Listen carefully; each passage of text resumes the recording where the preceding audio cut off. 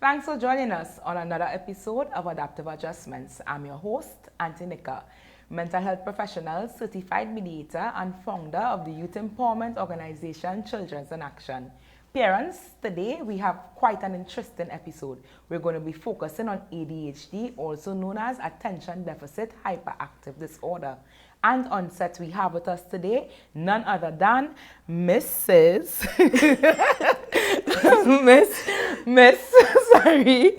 Mary Fullerton. She is the founder of ADHD Foundation of Trinidad and Tobago. Right. So, can you tell the audience a bit about yourself, Ms. Fullerton? What can I say is that I'm a life learner. And with that, I like sharing and helping and giving back. Because to me, life is really about learning and sharing. Lovely. Mm-hmm. Lovely, lovely. So today we're going to be talking about ADHD. You know, that is a disorder that a lot of children are affected by, and it tends to worsen with age. So we want to inform the parents a bit about it, help them to understand what ADHD entails and what are some of the signs to look for in their child in the event that they may be suffering from ADHD. So go ahead, tell us a bit about it. Okay, so I know it is referred to as a disorder, but I think unless we start to change the language, we are not going to change the stigma and how we deal with ADHD or any other learning abilities that is different from what we are accustomed to. So I will not, I know the general term is disorder, but I prefer not to. Okay. So that is the first thing, because ADHD persons, not just children, everyone with ADHD, they are creative, they are talented, and it is just unfortunate that our system has no place for them to bring out that creativity and talent and bring out that which that person can afford to society. So that is my first thing on ADHD, and I'm passionate about that word. No problem, no problem. Yeah, that's absolutely awesome, because you know they tend to say the self-fulfilling prophecy. If you say that this is what it is, that is what it is, and the child tends to believe that they do have a disorder, and they feel that sense of hopelessness in thinking that, okay, I have a disorder and there's no way or there's no avenues for me to excel. So that's lovely. I applaud that comment. Totally. So tell us a bit about it. What can parents expect? Okay, so I will deal with, I'm not a clinician, not a psychologist. So whatever I say is really coming from the home and what we got back as feedback from the ADHD Foundation and dealing with calls that we get almost every day. So from a little bit of my experience is, first, as a parent or grandparent, is that if you do not know about ADHD, if you have no experience, and if you're arrogant as I was, it can bring dysfunction in the family before you are aware that there is ADHD. So there's a split in the family. Okay. But what happened is that the child will start to show a different behavior. The child will be maybe hyperactive. It is not always like that. Right. The child may appear to be aggressive, but there's good reason for that. The child will not remember instructions. So you will now say something to the child, and by the time 2 seconds, he or she is doing it again. Yeah. And what happened is that the parent now will start to get irritated, and they may start to get, I will call it abusive, because that is what happens. You hit the child, you shout and things like that. So that is what happens if you are not aware of that child needs a different type of parenting, which we do not have the facility in Trinidad island-wide to deal with. Okay. So I heard you mention the child becoming aggressive, the child being unable to pay attention, unable to focus. What are some of the tips that parents can utilize in the event that this is happening instead of just acting out in aggression? What are some of the tips that you would give to parents before? So, Dr. Hallowell from the US, he's my ADHD guru. He's my go-to in situations. And he has a saying that someone with ADHD, their brain is like a Ferrari engine with bicycle brakes. It means that that child is stimulated by everything that is happening around him or her, whereas we can focus on the ladder or whatever it is. The child is seeing everything at the same time, and it is difficult for them to keep on task to look at what it is that is happening. So that now is going to have them not meeting the parents' needs or instructions, and the parent now will start to shout and quarrel or whatever it is, and the child knows that he is not meeting that. He is going to lash out. Right. And that is where the aggression comes in, because it is a sort of shame, but not shame. You're not meeting. You want to satisfy your parent, right? And you cannot do it, and you don't know what. So there's a bit of helplessness, and that is what shows up. And I'm speaking now not from what I read in books or so, but what my grandson would have told me. Okay. So this is what happened. There is a real hurt and emotion behind that aggressiveness in a child at school or at home. Okay. I heard you mention your grandson. Is it that your grandson has ADHD, or is it? So my grandson was diagnosed with ADHD probably around the age of 7. When he was about 4, my daughter came and she said, Mommy, something is different with Natalia. And but I don't know what it is, but she has been doing her research. I don't know anything about ADHD, so when she come to me with anything, I said, look, I think it's an excuse, and this is what a lot of parents do. They figure that the person coming with it is an excuse. And so that went on, and when he was about 7 and diagnosed, how schools call you every week. Yes. Children with ADHD. I went to school with her to the principal, and the teacher came in, and what happens? The teacher said, I do not believe in ADHD, and I do not want him in my class. And this is a paid school. This is not government school that we have so much to talk about. And it's a paid school. I don't believe in it. And she walked off. The principal looked at us, and poor thing, what can she say? I will not be able to keep him in the school. Now, this child was performing well with his schoolwork. Yes. But he was hyperactive, and so she didn't want him. Then we decided to take him out of the school, send him somewhere else. The challenge with that is that although people may say that the ADHD children would like to have, I wouldn't say, call it looser or less restricted classroom, it isn't so. Because what we found is that when he went into another school that he was able to do things on his own terms, the discipline started to wane. So you need, and he told us, he said, you need to tell when parents are calling and he's in the car with me, tell them so and so and so. Yes, they need to do. Yes. So you need to have a certain amount of discipline, but with love. Right. And when the child grows up to be an adult, they will always remember that. They will always remember the abuse that they get at home and in the classroom. They will always remember the words that parents say to them from the age of 4 to whatever it is when they reach 24 and up. And that is going to affect them for a lifetime. So my appeal to parents is that yes, we are all going through the challenges of parenting. We are all going through the challenges of income and whatever it is in the environment. But always remember, whatever you tell your child today is going to form the adult tomorrow. That's really applaudable. That's really applaudable.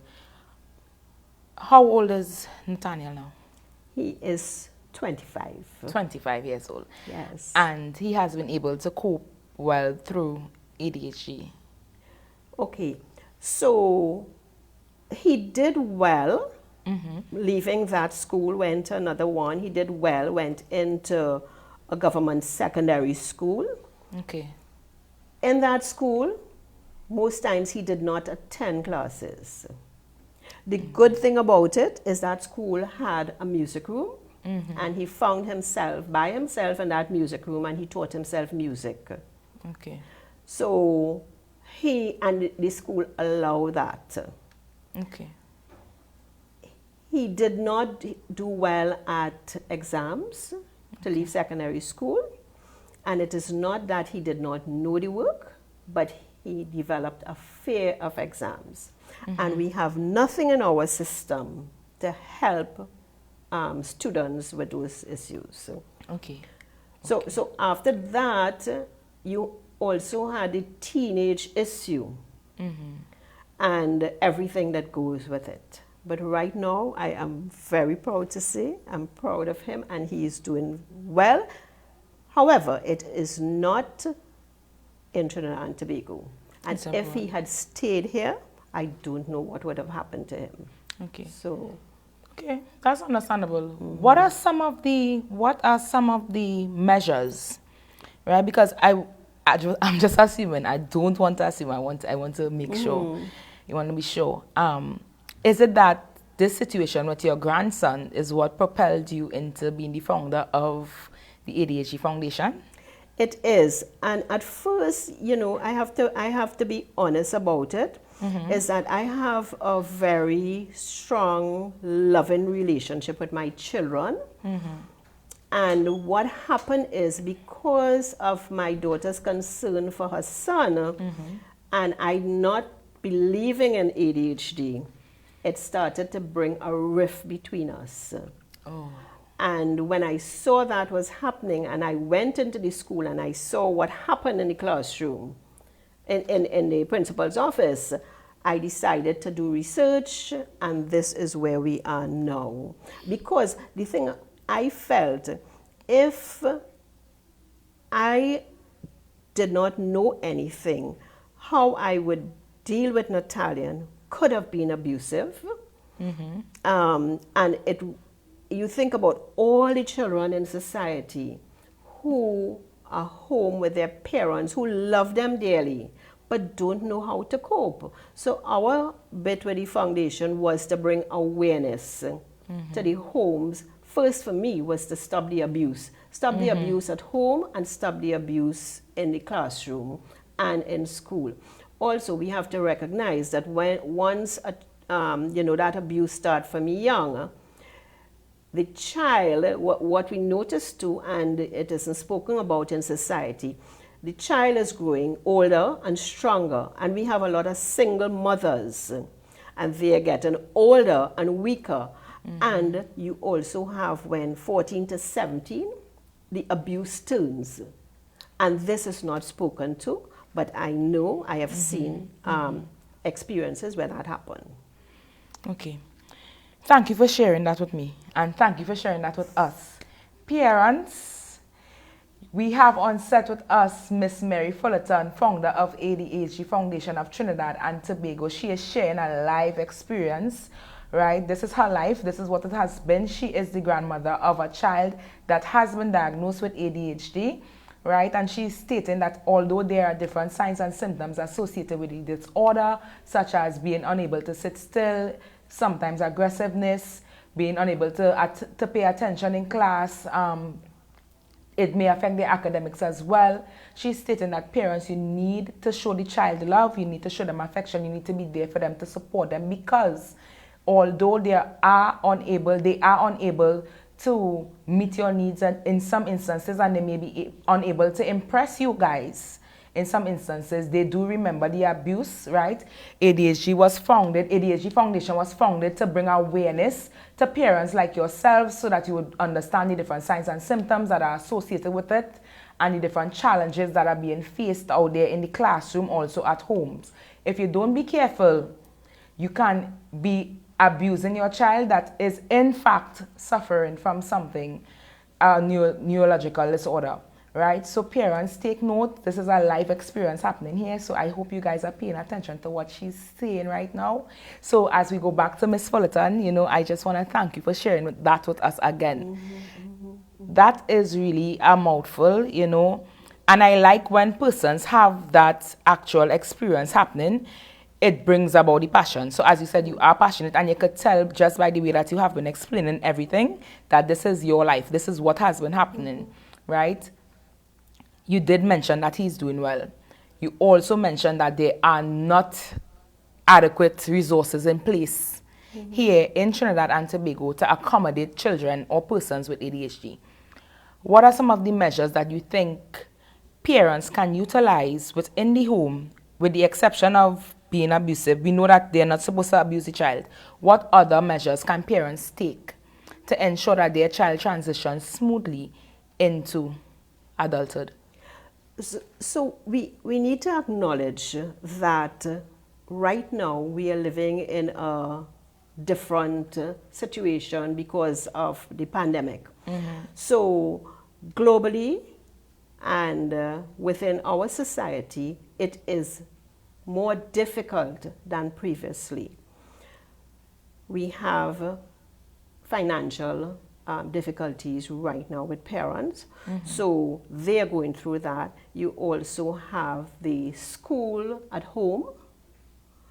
The children are no longer with peers. Parents have to take care of them at home. They also have to work. So many of our children are unsupervised or not in the classroom because parents have to be out there. So we can come up with all sorts of solutions, but we have to recognize the challenges that parents are having, because it isn't a one-size-fits-all. And each home is unique. It is unique based on income. It is unique based on location. So, for example, if I can suggest, all right, you can take your child to therapy. But if you're living in a REMA and the therapist is in Woodbrook, or what do? You cannot take your child there. Or if you have to say, I am living in a REMA and working in Port of Spain, my child is home, being homeschooled by whom? You know? So these are the challenges. And it is not just children with ADHD symptoms. It is children in general, but it is more difficult for children who have ADHD symptoms because they need more supervision. You need to have them in an environment where they can stay and focus on the work. You need to be able to give them the time off. They need that supervision to say, okay, after 15 minutes, take a 2-minute break, come back. Or the child get frustrated if they're by themselves and they go play. So I really don't have a one-size-fits-all right now to say this is what we should do. But it is a challenge. It is a challenge. The child is not in the classroom. What happens in the community? Is there support in the community? And I believe this is where we should be going, that each community should have some sort of support system for children with different learning abilities and not just ADHD. Because, as I said, we are wasting a lot of resources when we leave these children unattended, and all their creativity and all that they can offer society, it is washed aside. So there is, as I said, there is no one size. If the child is at school, you can say, teachers, all right, you be calm, you be positive with the child, you give them the time off, you do this, you do that. But when the child is at home presently, and the parent, it's not all parents can sit with their children and help them through the classroom exercises and things like that, or supervise them while they are doing work. Parents are going back to work. So I really, you get calls right now where parents are calling in and they don't know what to do. They just don't know what to do. Okay. So we're looking at based on the symptoms, right? Based on the symptoms, inability to sit still, inability to pay attention, aggressiveness in some cases, right? Lack of impulse control, where the child just believes that, as you said, a Ferrari brain with bicycle brakes.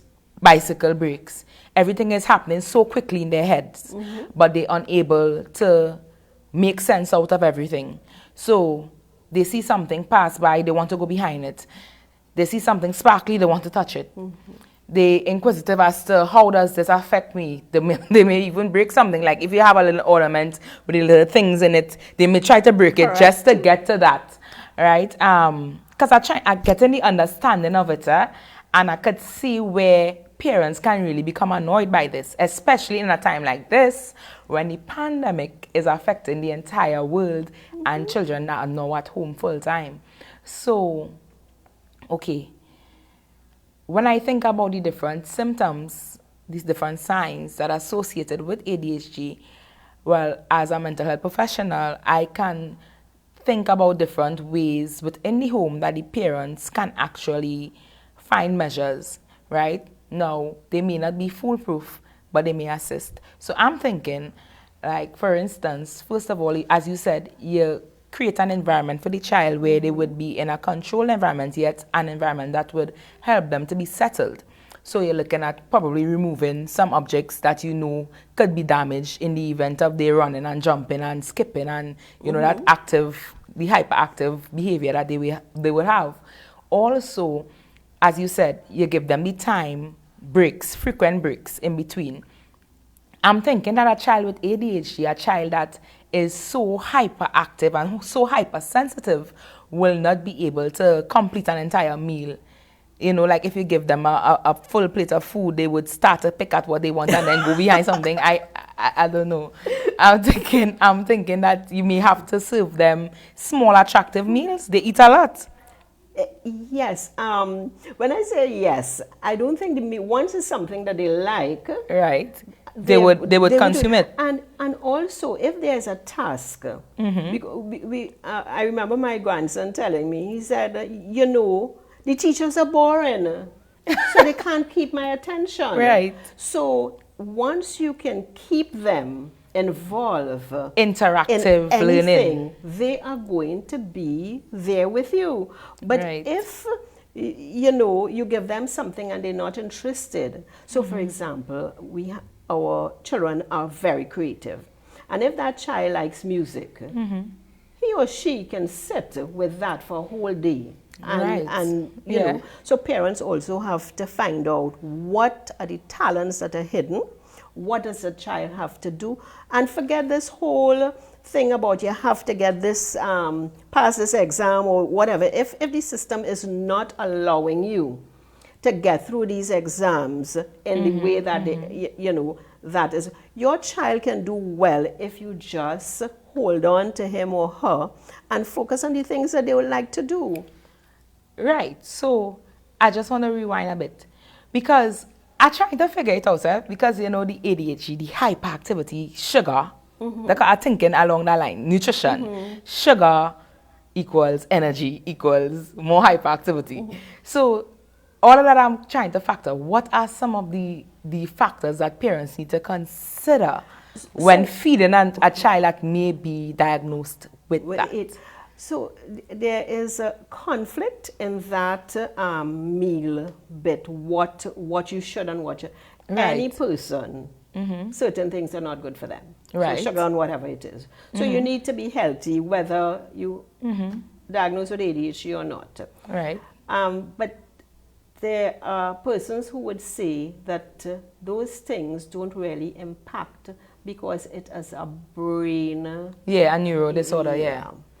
Okay. So I don't think it would be any different from that child to the other one. Well, probably it might make them a little more. Yeah, the sugar rush. But, you know, we are focusing on the hyperactivity, and I want to draw reference to those who are not hyper, especially girls. Right. Who are quiet in the classroom, who are quiet at home, but they have symptoms of ADHD and we leave them behind. We figure, okay, you behaving good, but that child is suffering too, you know, and we must pay attention to these girls in particular, I know, who will not show hyperactivity, but also have ADHD symptoms. Okay, so from the female perspective, as you mentioned before, they are not hyper. Not all. Not all, some. Some of them, and maybe boys too, I don't know. How do we identify ADHD in a girl that may be suffering from it as opposed to a boy? Because, you know, the boys, they skip and they jump in it. Yeah, but not all boys Not either. all. Not okay, all, so what is the difference that... From the calls that we have been getting, you find out that, you know, they're not doing well in school. Okay. You know, they are by themselves. ADHD is a very lonely thing, and the person, they don't have many friends, especially hyperactivity ones, because if they have friends, sometimes these friends use them to do the tricks and things that they want, pranks, but they don't keep friends. So that is another bit that we don't pay attention to. Our children are lonely. But, and coming back to the girls, is that, you know, they would say, well, she's there, she sits, but she can't focus on the schoolwork. Oh, so she would be drawing and doing different little things, out, or daydreaming, and so. Yeah. So, but she is not focused. She cannot hold that attention span. Okay. As they mature, they get older, it is said that it worsens with age. What is your take on it? Well, my experience go only up to the age 25. Right? That's okay. But what I have seen from the age of 22 to 25, there was a big difference in behavior, and it was for the better. So by that time, I believe the individual may now try to get a rhythm with themselves, and so can self-regulate a little bit. Before that, up to 22, it was challenging. The other thing that would help, and that is why I say whatever you do now as parent is going to affect the child. So what my grandson would say is, thank God for my uncles. So he had good role models. And, you know, he would say, well, thank God for you. So he is aware of the person. So even though you had that challenging time as a teenager, he is now aware of why he is where he is because of the support that he had. Now in Trinidad and Tobago, we do not many persons have that support. So that too, again, if the support isn't in the home, can we have some community support that will understand those who play differently, who learn differently, rather than expecting the norm? And how can we help them to bring them in during that teenage years, those teenage years, so when they grow up, they can be, you know, a better persons in society. Yeah. Okay, so I just want to do a quick recap right? So parents, there you have it. We have signs and symptoms of ADHD: daydreaming, loss of attention, poor impulse control, being unable to sit still, running, jumping, skipping, right? Having a lot of different issues taking place in their head at once and being unable to discern and differentiate the difference in their decision making, right? Also, we spoke about parents and how parents should deal with this issue. Try to be loving, try to show the child affection, care, right? Avoid the abuse. Also, you need to take your child to a mental health professional, a doctor, a clinician, so that they can be properly well diagnosed before you just run around telling the child that they have ADHD and they're suffering from ADHD, right? Also, one of the factors as it pertains to abuse is that parents, if you are abusive to a child that is suffering from ADHD, they do remember, and as they go into their teenage years, from 14 to 17, that abuse is reversed and turned onto you, right? The most challenging years are from teenage all the way up to 22. After age 22, they start to find that sense of balance and they start to interact well with others, you know, and so on. Also, Miss Fullerton is appealing to the different authorities to put different measures in place for children with ADHD, also other children that have special needs, right? She's saying that every community should have resources put in place to accommodate these children. Also, in the event that you have a child that is living with ADHD, parents, you need to create an environment that is safe for them. You need to create an environment that is encouraging for them to focus, right? Some children are now at home. They may not be able to have access to school or therapy. In that instance, you need to be able to be interactive with their learning. Find something that they are good at and encourage them to excel at it, right? Also, you want to, when I say interactive with their learning, you want to find activities that they are going to enjoy and not create that sense of boringness within the home. Be active with them. You know, take it one day at a time with the children and help them to understand that although they may have a disorder, that is not the end, and they too can excel into positive persons of the society. So, I'm going back to Miss Fullerton now. Tell me if I've left out anything. No, but I don't like that word disorder. I know you don't like it. I don't like that word disorder. The DSM, they say disorder. But I understand what you're saying. Yeah. I understand. Mm-hmm. Parents try not to tell their children that they have a disorder. Try not to tell it, right? So, yeah, I agree with her. Disorder is not a good word to use, but that is the word that the clinicians and society use. But however, don't tell the children that they have a disorder. It's true, it plays on their mind, it lowers their self-esteem, it gives them that sense of hopelessness, and you don't want that. You want the children to be hopeful, you want them to understand that they too can excel. So we want to avoid using words like disorder, right, guys? So it is like, if you want to get change, you need to change the language. And unless we change the language, we are not going to go anywhere. So the thing about it is, parents, we recognize the challenges. You're human. So the first thing you need to do is put on your mask.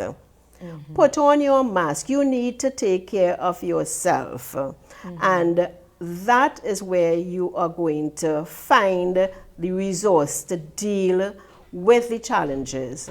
The other thing is, spend time with that child alone and let them know that they are okay, that they will be all right. Reassure them.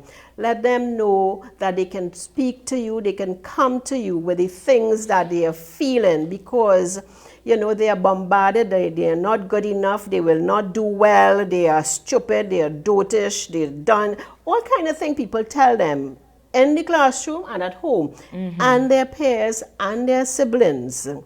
The other thing, parents, do not compare your child with other children in the home, because that child they have their own special gift and talent.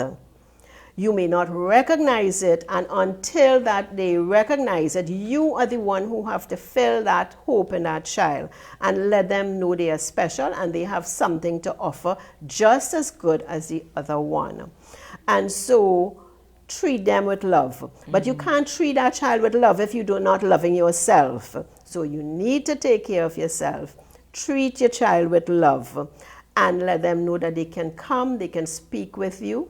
Yes, you will have different disruptions and quarrels and but you know, one with ADHD symptom, they forget that in 2 minutes. Right after it happened, they come back. They are such loving children because they know they have hurt you, but they don't know how to express it. They want to live up to your expectation, but they can't. Just be aware of that. They are trying. And so that aggressiveness is going to show up. Because they are really fighting with themselves. Understand it as that. They are fighting with themselves, or they are being aggressive. It has nothing to do with you. It is trying to please you.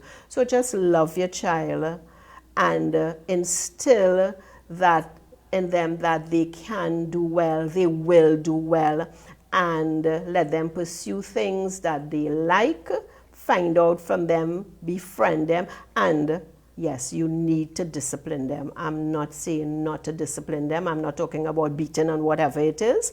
But when you speak to them, let them know that there are consequences. Persons with ADHD symptoms are not, they cannot understand consequences.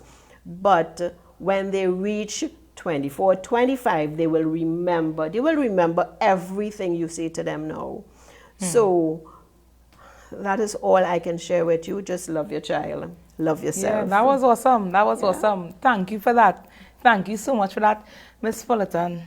Thank you. Thank you for the opportunity. No problem, no problem. It's a pleasure to have you on set with us at Adaptive Adjustments. I thank you for taking the time to be here. I thank you for sharing your personal experiences with the listening audience. Right? So, parents, this brings us to the end of our episode. But before we go, I have to give a special shout out to Bling Dong Apparel for my wonderful sparkly dress this evening. And I want to let you all know that they are coming to Tobago. They will be in Tobago this weekend on Saturday the 18th. Right, so you guys can pull up the flyer. Yes, they are going to come to Tobago. Location is going to be at Beryl's Oasis, Sweet Lowlands. Right, the number to call is 266-5923, and they will be in Tobago on Saturday the 18th of December. That is next week, this Saturday coming. And on Sunday the 19th of December, right, in Tobago Lowlands, Beverly's Oasis, Sweet Lowlands. So, Bling Dong Apparel, thank you for the wonderful sparkly ensemble this evening. Have me looking like, you know, so fancy. Right? I wish you guys all the best. So parents, we dealt with ADHD, different signs and symptoms, ways to manage it. On set with us was Miss Mary Fullerton, founder of the ADHD Foundation of Trinidad and Tobago. I'm your host, Auntie Nika. See you on our next episode.